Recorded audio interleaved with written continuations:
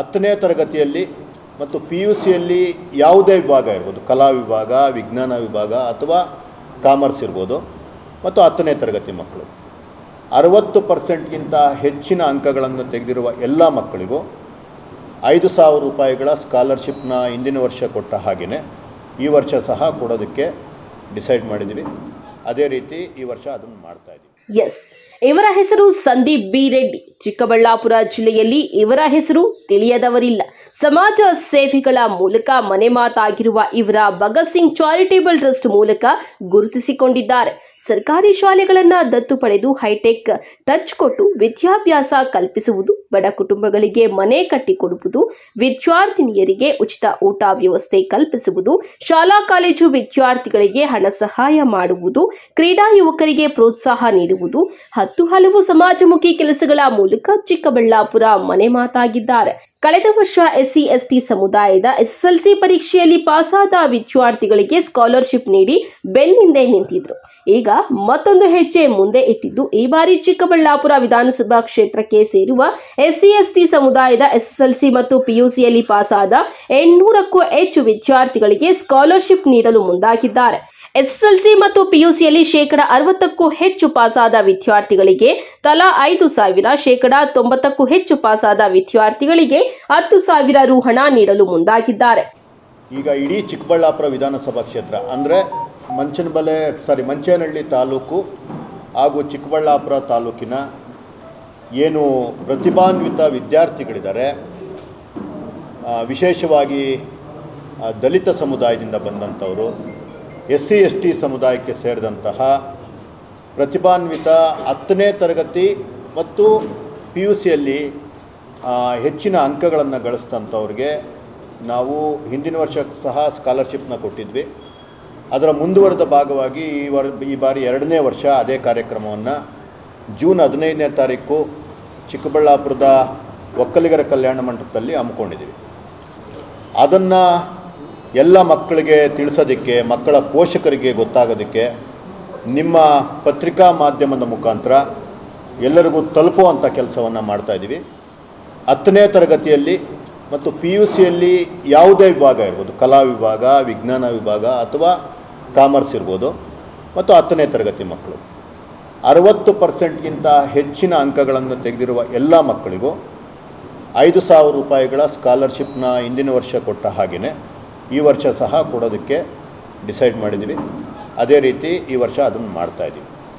ಅದೇ ರೀತಿ 90%ಗಿಂತ ಯಾರು ಹೆಚ್ಚಿನ ಅಂಕಗಳನ್ನು ತೆಗೆದಿದ್ದಾರೆ ಅವರಿಗೆ ಇನ್ನೊಂದಷ್ಟು ಪ್ರೋತ್ಸಾಹ ಕೊಡೋ ರೀತಿ ಮತ್ತು ಇನ್ನೊಂದಷ್ಟು ಮಕ್ಕಳು ಅದೇ ಒಂದು ಸಾಧನೆಯನ್ನು ಮಾಡಲಿ ಅನ್ನೋದಕ್ಕೋಸ್ಕರ 10,000 ರೂಪಾಯಿಗಳನ್ನು ಅವರಿಗೆ ಕೊಡುವಂಥ ಕೆಲಸನ ಮಾಡ್ತಾಯಿದ್ದೀವಿ. ಅದನ್ನು ಏನು ಈಗ ಅಪ್ಲಿಕೇಶನ್ಸು ನಿಮಗೆ ನಮ್ಮ ಟ್ರಸ್ಟ್ನಲ್ಲಿ ಹೋಗಿ, ಟ್ರಸ್ಟ್ನ ಕಚೇರಿ ಎಲ್ಲಿದೆ ಅನ್ನೋ ತಮ್ಗೆ ಗೊತ್ತಿದೆ, ಎಲ್ಲ ಜನಗಳಿಗೆ ಗೊತ್ತಿದೆ. ಬೇಕಾದರೆ ಅದನ್ನೂ ಸಹ ಕಚೇರಿಯ ವಿಳಾಸ ಕೊಡೋಣಂತೆ.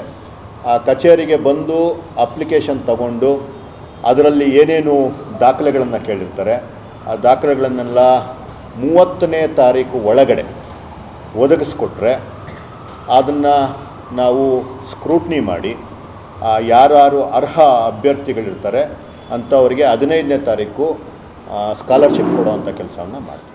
ಆಮೇಲೆ ಅವರ ರಿಜಿಸ್ಟರ್ ನಂಬರು, ಹಾಲ್ ಟಿಕೆಟು ಅದೇನಿದೆಯೋ ನಮ್ಮ ಕೇಳ್ತಾರೆ. ಅದ್ರ ಜೊತೆಗೆ ಜಾತಿ ಪ್ರಮಾಣ ಪತ್ರ ಕೊಡಬೇಕಾಗ್ತದೆ. ಮತ್ತು ಚಿಕ್ಕಬಳ್ಳಾಪುರದ ನಿವಾಸಿಗಳಿಗೆ ಮಾತ್ರ, ಅಂದರೆ ಚಿಕ್ಕಬಳ್ಳಾಪುರ ವಿಧಾನಸಭಾ ಕ್ಷೇತ್ರದ ನಿವಾಸಿಗಳಿಗೆ ಮಾತ್ರ, ಮತ್ತು ಈ ಬೇರೆ ದೇವನಹಳ್ಳಿ ಮಕ್ಕಳು ಬಂದು ಇಲ್ಲಿ ಓದಿರ್ತಾರೆ ಅಂಥವ್ರಿಗೆಲ್ಲ ಆಗಲ್ಲ. ಸೊ ಚಿಕ್ಕಬಳ್ಳಾಪುರದಲ್ಲಿ ಇದ್ದಂಥ ಮಕ್ಕಳು ಅವರೆಲ್ಲಾದರೂ ಓದಿರಲಿ, ಅವರು ಮಂಗಳೂರಲ್ಲಿ ಓದಿರಲಿ, ಬೇರೆ ರಾಜ್ಯದಲ್ಲಿ ಓದಿರಲಿ, ಆ ಚಿಕ್ಕಬಳ್ಳಾಪುರದ ನಿವಾಸಿಗಳೆಲ್ಲರಿಗೂ ಸಹ ಈ ಒಂದು ಸೌಲಭ್ಯ ಸಿಗುತ್ತೆ ಸರ್. ಇಂದು ಭಗತ್ ಸಿಂಗ್ ಚಾರಿಟೇಬಲ್ ಟ್ರಸ್ಟ್ ಅಧ್ಯಕ್ಷ ಮತ್ತು ಸಮಾಜ ಸೇವಕ ಸಂದೀಪ್ ರೆಡ್ಡಿ ಅವರ ತಂಡ ಪತ್ರಕರ್ತರ ಭವನದಲ್ಲಿ ಸುದ್ದಿಗೋಷ್ಠಿ ನಡೆಸಿದರು.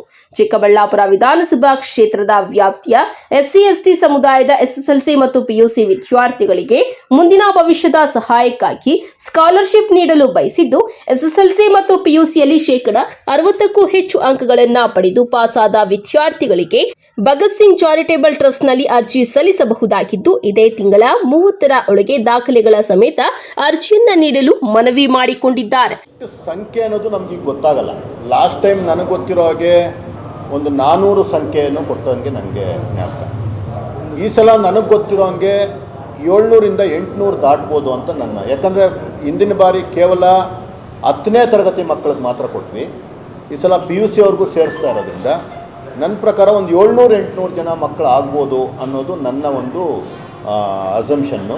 ಅದು ಎಷ್ಟು ಜನ ಆಗುತ್ತೆ, ಎಷ್ಟೇ ಜನ ಆದರೂ ತೊಂದರೆ ಇಲ್ಲ, ಅಷ್ಟು ಜನಕ್ಕೆ ಕೊಡೋಂಥ ಕೆಲಸ ಮಾಡ್ತೀವಿ. ಅದೇ ರೀತಿ ತಾವು ಕ್ರೈಟೀರಿಯಾ ಕೇಳ್ತಿದ್ರಿ, ಕ್ರೈಟೀರಿಯಾ ಇಷ್ಟೇ, ಫಸ್ಟ್ ಕ್ಲಾಸ್ ಗಿಂತ ಜಾಸ್ತಿ ಅಂದರೆ 60%ಗಿಂತ ಜಾಸ್ತಿ ಬಂದಿರಬೇಕು. ಅದ್ರ ಜೊತೆಗೆ ಅವರು SC ST ಸಮುದಾಯಕ್ಕೆ ಸೇರಿದಂಥ ಮಕ್ಕಳಾಗಿರಬೇಕು. ಅದೇ 60%ಗಿಂತ ಹೆಚ್ಚು ತಗೊಂಡಿರೋರಿಗೆ 5,000 ರೂಪಾಯಿ, 90%ಗಿಂತ ಹೆಚ್ಚು ತಗೊಂಡಿರೋರಿಗೆ 10,000 ರೂಪಾಯಿಗಳನ್ನು ಕೊಡುವಂಥ ಕೆಲಸ ಎರಡಕ್ಕೂ ಒಂದೇ.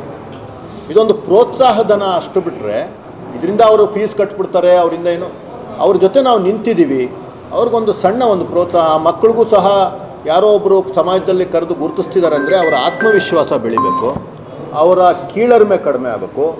ಮತ್ತು ಅವರ ತಂದೆ ತಾಯಿಗೆ ಸಹ ಮತ್ತು ಪೋಷಕರು ಆವತ್ತಿನ ಕಾರ್ಯಕ್ರಮಕ್ಕೆ ಕಂಪಲ್ಸರಿ ಬರಬೇಕು. ಊಟದ ವ್ಯವಸ್ಥೆ ಇರುತ್ತೆ, ಇನ್ನೆಲ್ಲ ಬೇರೆ ಬೇರೆ ಮೂಲಭೂತ ಸೌಕರ್ಯಗಳು ಅವತ್ತು ಏನು ಮಾಡಬೇಕು ಅದೆಲ್ಲ ಮಾಡಿರ್ತೀವಿ.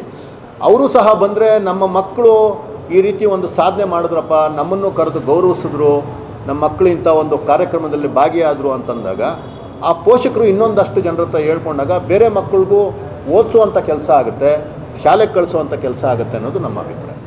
ಇನ್ನು SC ST ಸಮುದಾಯದ SSLC ಮತ್ತು PUC ಪಾಸಾದ ವಿದ್ಯಾರ್ಥಿಗಳಿಗೆ ಪ್ರೋತ್ಸಾಹಧನ ನೀಡುತ್ತಿದ್ದು, ಜೂನ್ ತಿಂಗಳ 15ರಂದು ಒಕ್ಕಲಿಗರ ಕಲ್ಯಾಣ ಮಂಟಪದಲ್ಲಿ ನಡೆಯಲಿರುವ ಅದ್ದೂರಿ ಕಾರ್ಯಕ್ರಮದ ಮೂಲಕ ಧನ ಸಹಾಯವನ್ನ ವಿತರಣೆ ಮಾಡಲಿದ್ದಾರೆ. ಕ್ಯಾಮರಾಮನ್ ಪ್ರವೀಣ್ ಜೊತೆ ಕಳವಾರ ಅರುಣ್, MMTV ನ್ಯೂಸ್, ಚಿಕ್ಕಬಳ್ಳಾಪುರ.